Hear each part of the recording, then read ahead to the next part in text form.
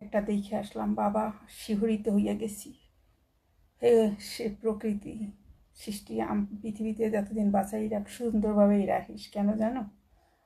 আমরা মানবতাভাবে পরের ক্ষতি করি না, আশা করি চিরজীবন সুস্থ থাকবো। একটা কথা এই যে একজনের পোস্ট দেখলাম যে বেরিয়ে আসছে, ওটা দেখছি স্কুল অ্যান্ড কলেজ মাইলস্টোন না, স্কুল অ্যান্ড, আমি যেখানে ভাড়া থাকতাম ওইখানে একটা মহিলা ছিল, মেয়ে টাইপের, মানে আমার বয়সী। সে ওই রকম মাইলস্টোনে পড়াইতো, এখনও অবশ্যই পড়াই, স্কুলে যখন মাস্টারি করায় সে নিশ্চয়ই এখনও পড়ায়। বলছিলাম আমি উত্তরাতে পড়াই মাইলস্টোনে। যাই হোক, স্কুল অ্যান্ড কলেজ দুটোই। এখন দেখলাম যে বাচ্চাদের পুরা ছাত্রছাত্রীদের মাংসপিণ্ড যে এত এত জমা করে রাখছে, যে ছাত্রছাত্রীদের পুরা মাংসপিণ্ড। ওরে বাবা, এগুলা দেখে আমি আর শেয়ার দিতে পারি নাই, আমার হার্টবিট এরম করে। আহারে, ছাত্রছাত্রীগুলো কষ্ট পাইলো, বাচ্চারা কষ্ট পাইলো, এটা খুব মর্মান্তিক। এই জন্য এখনও সময় আছে, তোরা ভালো হইয়া যা।